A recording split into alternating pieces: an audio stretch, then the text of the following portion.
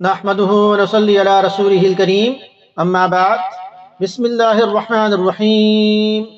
حضرت ابو ہریرہ رضی اللہ عنہ نے فرمایا کہ غریب لوگ نبی اکرم صلی اللہ علیہ وسلم کی خدمت میں حاضر ہوئے اور کہا کہ امیر لوگ بلند درجات اور ہمیشہ رہنے والی جنت حاصل کر چکے، حالانکہ جس طرح ہم نماز پڑھتے ہیں وہ بھی پڑھتے ہیں، جیسا ہم روزے رکھتے ہیں وہ بھی رکھتے ہیں، لیکن مال و دولت کی وجہ سے انہیں ہم پر فوقیت حاصل ہے اور اس کی وجہ سے وہ حج کرتے ہیں، عمرہ کرتے ہیں، جہاد کرتے ہیں، صدقہ دیتے ہیں، ہم محتاجی کی وجہ سے ان کاموں کو نہیں کر پاتے۔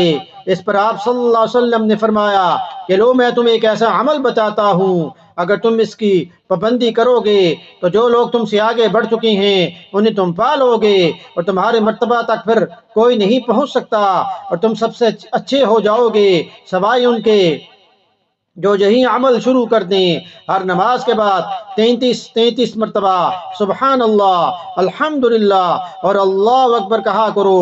بخاری شریف کی حدیث نمبر 843 میں اس کو روایت کیا گیا ہے، اور صحیح مسلم کی حدیث میں ہے کہ رسول اللہ صلی اللہ علیہ وسلم نے فرمایا کہ فرض نماز کے بعد پڑھے جانے والی کچھ کلمات ایسی ہیں کہ ان کو پڑھنے یا کرنے والا کبھی نامراد نہیں ہوتا۔ 33 مرتبہ سبحان اللہ اور الحمدللہ اور 34 مرتبہ اللہ اکبر کہنا۔ اسی طرح فرض نماز کے بعد اذکار کی فضیلت میں کافی احادیث ہیں۔ رسول اللہ صلی اللہ علیہ وسلم نے فرمایا کہ جو شخص ہر نماز کے بعد آیت الکرسی پڑھے اس کو جنت میں داخل ہونے سے موت کے سوا کوئی چیز نہیں روک سکتی۔ اسی طرح عبداللہ بن عباس رضی اللہ عنہ نے فرمایا کہ میں نبی اکرم صلی اللہ علیہ وسلم کی نماز ختم ہونے کو تکبیر اللہ اکبر کی وجہ سے سمجھ جاتا تھا۔